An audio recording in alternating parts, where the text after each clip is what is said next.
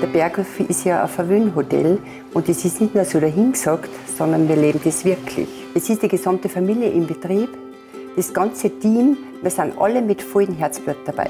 Wir haben mittlerweile 80% Stammgäste und das ist wirklich so. Unsere Leute kommen rein und sagen, jetzt sind wir wieder daheim. Das hat auch mit unserer Küche zu tun, wo sehr viele regionale Produkte verwendet werden.